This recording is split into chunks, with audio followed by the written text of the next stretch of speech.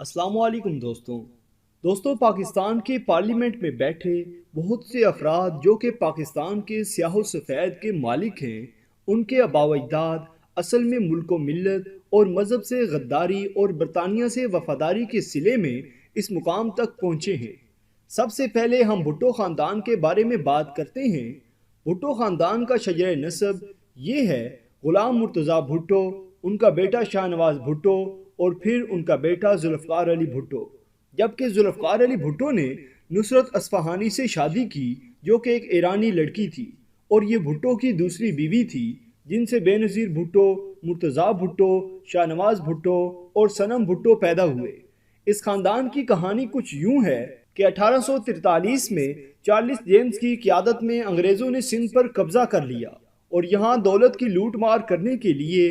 انگریزوں نے ایک خاص طبقہ پیدا کیا جس کے ذمہ عوام سے لگان یعنی ٹیکس کی وصولی کرنا تھا، اور برصغیر کی غریب عوام سے ٹیکس وصول کرنے والا یہ طبقہ پیدا ہوا جسے آج وڈیرا، سردار اور جاگیردار کہا جاتا ہے۔ انگریزوں کی انہی مہربانیوں سے بھٹو خاندان آج بھی برصغیر کے امیر ترین خاندانوں میں شمار ہوتا ہے۔ برصغیر کے انہی غدار خاندانوں کی وجہ سے انگریز اگلے 90 سال میں برصغیر کی 1000 ملین پاؤنڈ دولت اور بے پناہ وسائل لوٹ کر برطانیہ منتقل کرنے میں کامیاب ہوا، جس سے اس خطے یعنی پاکستان اور ہندوستان میں غربت کی وہ فضا پیدا ہوئی جو آج بھی قائم ہے۔ بہرحال خدا بخش خاندان اور اس کے بیٹے میر مرتضیٰ خان بھٹو نے انگریزوں اور ان کے حامی سندھی وڈیروں کا راستہ روکنے کی کوشش کی، لیکن سب باری باری وفات پا گئے۔ مگر انہی میر مرتضیٰ خان بھٹو کے بیٹے میر شاہ نواز بھٹو نے انگریزوں سے صلح کر لی اور سیاست میں حصہ لینا شروع کر دیا، اور اپنے والد کے نقش قدم پر چلنا گوارا نہ کیا، اور یہاں سے بھٹو خاندان کی سیاسی زندگی کی شروعات ہوئی۔ انگریزوں نے شاہ نواز بھٹو کو خوب نوازا اور یہ شخص کئی اعلیٰ عہدوں پر فائز رہا۔ شاہ نواز بھٹو جو کہ 1888 میں پیدا ہوا اور 1957 میں وفات پائی، یہ شخص ممبئی حکومت میں مشیر اعلیٰ، جوناگڑھ کی مسلم ریاست میں دیوان اور انگریزوں کی ممبئی پریزیڈنسی کا وزیر بھی رہا۔ اس شخص کا برطانیہ سے وفاداری اور ملک و قوم سے غداری کی وجہ سے پہلے CIA اور بعد میں برطانیہ کی طرف سے سر کا خطاب بھی دیا گیا۔ اس خاندان کے ابتدائی افراد جیسا کہ محمد بخش بھٹو نے انگریزوں کے خلاف بغاوت کی، لیکن ان کے بعد ان کی ساری نسلیں غدار ثابت ہوئیں، اور اس خاندان کے کئی افراد کو برطانیہ کی طرف سے سر، نواب اور بہادر کے خطابات دیے گئے۔ اس خاندان کو ملک و قوم سے غداری کے سلسلے میں بے شمار زمینیں دی گئیں جو سندھ کے غریب ہاریوں سے لوٹی گئی تھی۔ ایک وقت تھا کہ یہ خاندان 2.5 لاکھ ایکڑ رقبے کا مالک تھا، جو کہ انگریزوں کے دور اور اس کے بعد پیپلز پارٹی کی حکومت کی صورت میں ملک و قوم کا استحصال کرتا رہا، اور اس خاندان کی دولت کا اندازہ کئی ملین ڈالرز میں ہے۔ سکھر جیکب آباد ان کی ریاست میں شمار ہوتے تھے۔ ایک انگریز مصنف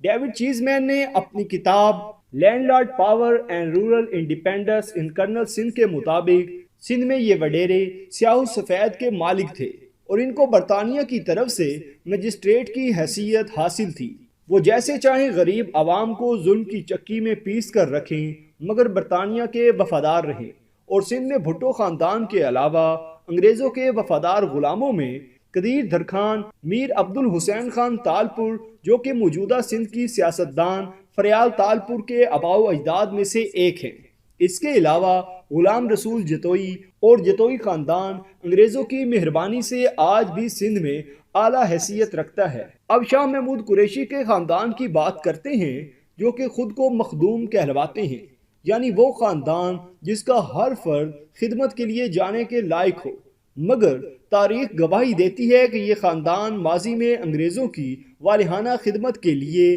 ہمیشہ ایک پیر پر کھڑا رہا۔ یہ لوگ ایک طرف تو اولیاء اکرام کے مزارات کی گدی نشین اور مخدوم بن کر لوگوں کی خدمات و عطیات سمیٹتے رہے، اور دوسری طرف گوروں کو اپنا مخدوم بنا کر اپنی ہی ملت کی قتل و غارت میں ان کے حنیف بن کر بدلے میں جاگیریں لیتے رہے۔ سکھوں کے ابتدائی دور میں موجودہ شاہ محمود قریشی کے ہم نام ان کے پردادا مخدوم شاہ محمود قریشی اس خاندان کے سربراہ اور درگاہ کے گدی نشین تھے۔ سکھوں کے نامور حکمران مہاراجہ رنگیت سنگھ کے باقاعدہ برسر اقتدار آنے سے پہلے ہی یہ مخدوم کافی زمینوں کے مالک تھے اور ان کا شمار ملک کے امیر ترین خاندانوں میں ہوتا تھا۔ 1819 میں مہاراجہ رنجیت سنگھ نے ملتان شہر کو جب فتح کیا تو انہوں نے مخدوموں کی عزت و تکریم کے پیش نظر انہیں 3,500 روپے مالیت کی جاگیر عطا فرمائی، جو کہ اس وقت ایک بہت بڑی رقم تھی۔ مگر جب 1947 میں سکھوں کی قوت لڑکھڑانے لگی اور تاج برطانیہ کے انگریزوں نے یونین جیک کا جھنڈا برصغیر پر لہرا دیا تو مخدوم شاہ محمود نے اس زمانے میں انگریز سرکار عالیہ کو جو خفیہ خبریں دیں وہ ان مخدوموں کے نئے آقا کے لیے انتہائی مفید اور مددگار ثابت ہوئیں۔ جب انگریزوں نے پنجاب پر پوری طرح سے قبضہ کر لیا تو انہوں نے مخدوم شاہ محمود کو ان کی اعلیٰ خدمات کے معاوضے میں 1,000 مالیت کی مستقل جاگیر اور تاحیات 700 روپے پینشن مقرر کرنے کے علاوہ ایک پورا گاؤں ان کے حوالے کر دیا۔ 1857 کی جنگ آزادی کے خونی ہنگاموں کے دوران جب ہندوستان کی کچلی ہوئی عوام نے برصغیر پر برطانوی قبضے کے خلاف مزاحمت شروع کی تو اس نازک دور میں مخدوم شاہ محمود نے انگریز سرکار کے خفیہ مخبر کی خدمات سر انجام دی۔ انگریز سرکار کے اس وفادار نے سرکاری فوج میں 20,000 سوار اور کافی پیادے بھی بھرتی کروائے۔ اس کے علاوہ 25 سرداروں کی ایک پلٹون بنا کر جب کرنل ہیملٹن رائے احمد کھرل اور ان کے مجاہدین کے خلاف خونی لڑائی لڑ رہا تھا تب مخدوم شاہ محمود نے خفیہ مخبر کے علاوہ انگریزوں کی قوت بڑھانے میں اہم کردار ادا کیا۔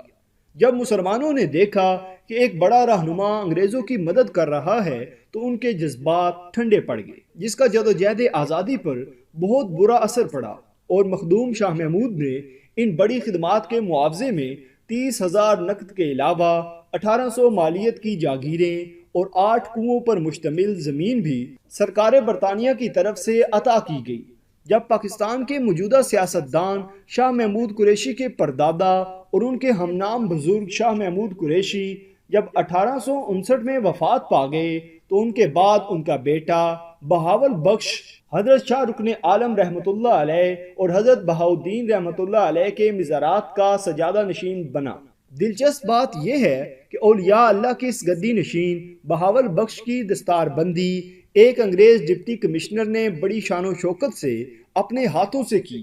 یاد رہے کہ جب انگریز اور افغانوں کے درمیان جنگ ہوئی تو اس جنگ میں انگریزوں کو عبرتناک شکست ہوئی، اور اس جنگ میں جہاں ایک طرف مجاہدین اسلام اس علاقے میں جو آج پاکستان میں واقع ہے ان پہاڑوں میں انگریز کے خلاف لڑائی لڑ رہے تھے تو دوسری طرف مخدوم کہلانے والے اور اولیاء اللہ کے گدی نشین انگریزوں کا ساتھ دے کر امت مسلمہ سے اپنی غداری کے بدلے میں بھاری نذرانے وصول کر رہے تھے۔ ان کی انہی خدمات کے سلسلے میں 1877 میں بہاول بخش کو مجسٹریٹ مقرر کیا گیا اور کچھ عرصے بعد وہ ملتان میونسپل کمیٹی کے ممبر بھی بنا دیے گئے اور انہیں صوبائی درباری کی نشست بھی الاٹ ہو گئی۔ بہاول بخش کی افغان جنگ میں بہاول بخش کی انگریزوں کے لیے سر انجام دی گئی خدمات کو سراہنے کے لیے 1880 میں لاہور میں ایک شاندار شاہی دربار لگایا گیا۔ یہاں یہ بات قابل غور ہے کہ مخدوم شاہ محمود قریشی کے آباء و اجداد اور مرزا غلام احمد قادیانی کے خاندان کا انگریزوں کے ایجنڈے میں کردار کم و بیش ایک جیسا ہی ہے۔ ان دونوں خاندانوں نے برصغیر میں انگریزوں کے خلاف مسلم مزاحمت کو کچلنے اور انگریزوں کے قدم مضبوط کرنے میں بہت مدد فراہم کی، جبکہ ان خاندانوں میں سے آج بھی ایک خاندان گدی نشین اور سیاستدان بن کر ہم پر مسلط ہے، جبکہ دوسرے خاندان سے ایک کذاب نبی نے جنم لیا اور اس کی باقیات آج بھی ہم پر مرزیوں کی صورت میں مسلط ہیں۔ مخدوم شاہ محمود قریشی کا خاندان سیاسی وفاداریاں بدلنے میں آج بھی اپنا کوئی ثانی نہیں رکھتا۔ آخر ہر بار یہ کیوں صلیب کے ساتھ ہو جاتے ہیں، چاہے وہ برطانوی صلیب ہو یا امریکی؟ بہرحال ان کی کبھی ایسی تصویریں سامنے آتی ہیں جن میں یہ اپنی مریدریوں کے سر پر شفقت سے ہاتھ رکھتے ہیں اور کبھی سر سے شرم و حیا اتار کر اسلام اور پاکستان کے دشمن شراب کے نشے میں بدمست ہیلری کلنٹن کے ساتھ سر جوڑے عاشقانہ مزاج دکھا کر ہمارے سر شرم سے جھکا دیتے ہیں۔ صرف پاکستانی پریس ہی نہیں بلکہ مغربی پریس بھی ان کی بے شمار ایسی تصویریں شائع کر چکا ہے جس میں موصوف کو یورپی دوروں میں اکثر شراب کی محفلوں میں جام لہراتے دیکھا جا سکتا ہے۔ 1909 کے ریکارڈ سے حاصل کردہ معلومات کے مطابق سید یوسف رضا گیلانی کے بزرگ سید نور شاہ گیلانی کو انگریز سرکار نے ان کی خدمات کے بدلے میں 300 روپے خلعت اور سند عطا کی۔ اب جو حوالہ سابق وزیر اعظم یوسف رضا گیلانی کا ہے وہیں چودھری نثار علی خاندان کے آباء و اجداد میں سے ایک چودھری شیر خان کا ہے۔ ان کی مخبری پر کئی مجاہدین کو گرفتار کر کے قتل کیا گیا اور انعام کے طور پر چودھری شیر خان کو ریونیو اکٹھا کرنے کا اختیار دے دیا گیا، اور جب سب لوگوں سے اسلحہ واپس لیا گیا تو انہیں 15 بندوقیں رکھنے کی اجازت اور 500 روپے خلعت دی گئی۔ گجرانوالہ گزٹ 1935 اور 1936 کے مطابق حامد ناصر چٹھا کے بزرگوں میں سے خدا بخش چٹھا نے جنگ آزادی میں انگریزوں کا ساتھ دیا۔ وہ اس وقت جنرل نکلسن کی فوج میں تھے، اور قصور کے خیر الدین خان جو کہ خورشید قصوری کے خاندان سے تھے، انہوں نے انگریزوں کے خاندان سے 100 آدمیوں کا دستہ تیار کیا اور خود بھتیجوں کے ساتھ جنگ میں شامل ہوا۔ انگریزوں نے اسے 2500 روپے سالانہ کی جاگیر اور 1000 روپے سالانہ پینشن دی۔ رائے احمد خان کھرل اور ان کے مجاہدین کو شہید کروانے میں مخدوم شاہ محمود کا کافی ہاتھ ہے، مگر جو مجاہدین بچ کر نکلنے میں کامیاب ہوئے ان کو سید سلطان کتال بخاری کے سجادہ نشین دیوان آف جلال پور پیروالا نے اپنے مریدوں کی مدد سے شہید کر دیا۔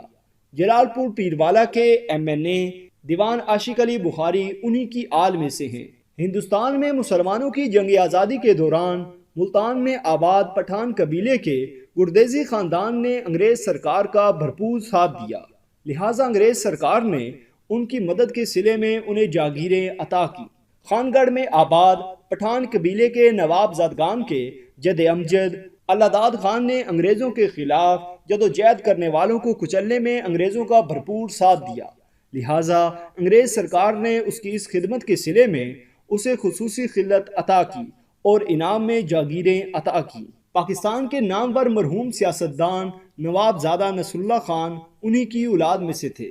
قصور میں آباد پٹھان قبیلے ممدوڈ نے انگریزوں کا ساتھ دیا، چنانچہ اس خاندان کو قیمتی جاگیریں عطا کی گئیں، عہدے اور منصب دیے گئے۔ راجن پور میں آباد بلوچ قبیلے مزاری کے سردار امام بخش مزاری نے کھل کر انگریزوں کا ساتھ دیا، لہٰذا انگریز سرکار نے اسے انگریزوں کی مدد کرنے کے صلے میں سر کا خطاب دیا اور جاگیریں عطا کی۔ راجن پور میں آباد بلوچ قبیلے کے سربراہ بجران خان دریشک نے انگریزوں کے خلاف تحریک چلانے والوں کے خلاف لڑنے کے لیے دریشکوں کا ایک خصوصی دستہ انگریزوں کے پاس بھیجا، لہٰذا انگریز سرکار نے اپنی مدد کے صلے میں دریشکوں کو جاگیریں عطا کی۔ مکھڑ شریف کے عربی نیاد پیروں نے انگریزوں کا بھرپور ساتھ دیا، چنانچہ اس خاندان کو قیمتی جاگیریں، عہدے اور منصب عطا کیے گئے۔ لاہور میں آباد اہل تشیع ایرانی النسل باشو سردار علی رضا نے ایک گھڑ سوار دستہ تیار کر کے جنگ آزادی میں لڑنے والے مسلمانوں اور ہندو سپاہیوں کے خلاف لڑنے کے لیے انگریز کی طرف بھیجا۔ اس دستے کے ساتھ علی رضا کا بھائی محمد تقی خان تھا جو مجاہدوں کے ساتھ لڑائی میں مارا گیا۔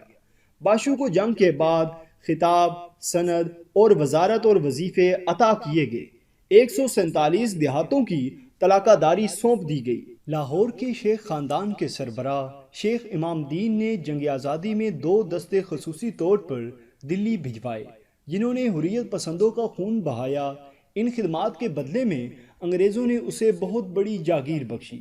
سرگودا کے ٹیوانوں کے گھڑ سواروں نے دلی کو فتح کرنے میں بہادری کے خوب جوہر دکھائے، چنانچہ انگریزوں نے انہیں خطاب، پینشن اور لمبی چوڑی جاگیریں دیں۔ کالا باغ کے نوابوں نے انگریزوں کا بھرپور ساتھ دیا، چنانچہ اس خاندان کو قیمتی جاگیریں، عہدے اور منصب دیے گئے۔ جنگ کے سیال سردار بھی کسی سے پیچھے نہ رہے، انہوں نے بھی انگریز فوج کی مدد کے لیے ایک فوج بھیجی جس پر انہیں جاگیریں اور خلعتیں ملی۔ اسی قسم کی غدارانہ خدمات کے لیے انگریزوں نے پنڈ دادن خان کے کھوکھروں، جودھروں، گیپیوں، خانوں، مکھڑ شریف کے پیروں، آوانوں، کالا باغ کے نوابوں، عیسیٰ خیل کے خیلیوں اور کئی دوسرے سرکردہ خاندانوں کو عزت، خطاب، وظیفے اور وسیع جاگیریں عطا کی۔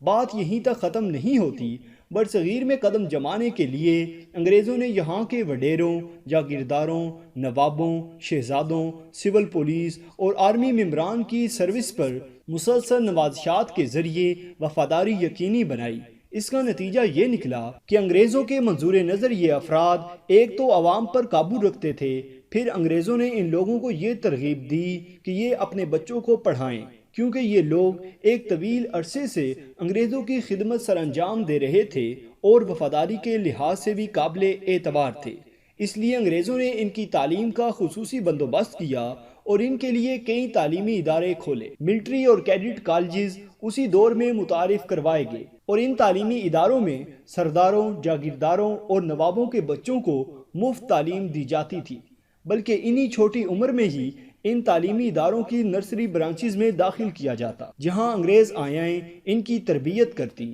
بلوچ سرداروں میں مری، بگٹی، مزاری اور دیگر اہم قبائل کے بچوں کو بچپن میں ہی داخل کر دیا جاتا تھا۔ شیر محمد مری، محمد اکبر خان بگٹی، میر بلخ شیر مزاری اور امیر شیر خان مزاری وغیرہ کو اسی پالیسی کے تحت تعلیم دی گئی، بلکہ انہیں اعلیٰ تعلیم کے لیے لندن بھی بھیجا گیا۔ ایسے لوگوں کو تعلیم دینے سے انگریزوں کو دو اہم فائدے ہوئے۔ ایک تو انہوں نے اپنے اپنے علاقوں میں برطانوی پرچم بلند کیے اور انگریزوں کو کسی قسم کی بغاوت کا خطرہ نہ رہا۔ دوسرا فائدہ یہ ہوا کہ اس دور میں تحریک آزادی زور پکڑ رہی تھی اور یہ لوگ تحریک آزادی کے سخت مخالف تھے، مگر انگریزی اسکولوں کے یہ تعلیم یافتہ انگریزوں کا آخری سہارا تھے اور انگریزوں نے بڑی چالاکی سے انہیں تحریک آزادی کے سرکردہ رہنماؤں میں شامل کر دیا۔ آپ لوگوں کو یاد ہوگا کہ پاکستان بننے کے بعد قائد اعظم نے فرمایا تھا کہ میری جیب میں صرف کھوٹے سکے ہیں، تو قائد اعظم کے کھوٹے سکوں سے مراد یہی نواب اور جاگیردار خاندان تھے جنہیں انگریزوں نے بڑی چالاکی سے مسلم لیگ میں شامل کروایا۔ وہ جاگیردار اور وڈیروں کی اولادیں جو ملٹری اور سویلین بیوروکریسی میں شامل تھیں اور جن کی تربیت برطانوی سامراج نے خود کی تھی، یہ یونینسٹ پارٹی کے پلیٹ فارم سے پاکستان بننے کے چند سال پہلے مسلم لیگ میں شامل ہوئے اور اپنی جاگیروں اور زمینوں کے تحفظ کے لیے اور اپنے استحصال کو قائم رکھنے کے لیے ملکی سیاست میں گھس آئے۔ ایسا کرنا ان کی مجبوری بھی تھی اور ضرورت بھی، اور تب انہوں نے ایسا اس لیے بھی کیا تھا کہ وہ انگریزوں کو مکمل طور پر اپنی وفاداری کا یقین دلا سکے۔ برصغیر کا نہری نظام انگریزوں نے ریونیو حاصل کرنے کے لیے بنایا اور ریلوے لائن بچھانے کا مقصد صرف یہ تھا کہ افغانستان تک فوجی ساز و سامان پہنچایا جائے۔ اسکول اور ہسپتال برصغیر میں موجود انگریز ملازمین اور ان وڈیروں اور نوابوں کی اولادوں کے لیے بنائے گئے۔ ان میں سے کوئی بھی چیز ایسی نہ تھی جس سے برصغیر کا غریب طبقہ خوشحال ہو۔ 1864 میں گورنمنٹ کالج لاہور کے بعد 1886 میں 200 ایکڑ رقبے پر ایچیسن کالج کی بنیاد رکھی گئی اور یہاں پنجاب بھر کے جاگیردار، وڈیرے اور برطانیہ کے لیے بطور سیاسی ایجنٹ کام کرنے والوں کے بچوں کی تعلیم و تربیت کا بندوبست کیا گیا۔ اس کالج کی خاص بات یہ تھی کہ یہاں پر نافذ ہونے والے تعلیمی نظام اور نصاب تعلیم نو آبادیاتی سانچے میں ڈھالا گیا تھا، اور اس کالج میں نئی وفادار نسل کی تیاری کے ساتھ ساتھ بیوروکریسی کا وہ طبقہ بھی تیار ہوا جو برطانوی سامراج کے ساتھ مل کر اس قوم پر غلامی مسلط کرنے میں انگریزوں کی وفاداری کرتا رہا اور آج تک کر رہا ہے، اور آج بھی پنجاب اور سندھ میں یہی حکمران حکمرانی کر رہے ہیں۔ کبھی یہ پیپلز پارٹی کے جھنڈے تلے نظر آتے ہیں تو کبھی نون لیگ کے، اور کبھی فوجی امروں کے ساتھ شامل ہو جاتے ہیں۔ تو دوستوں، یہ تھی ہماری آج کی ویڈیو۔ اگر آپ کو پسند آئی ہو تو لائک ضرور کریں اور ہمارے اس چینل کو سبسکرائب کرتے ہوئے ساتھ موجود گھنٹی کا بٹن بھی دبا دیں۔ شکریہ۔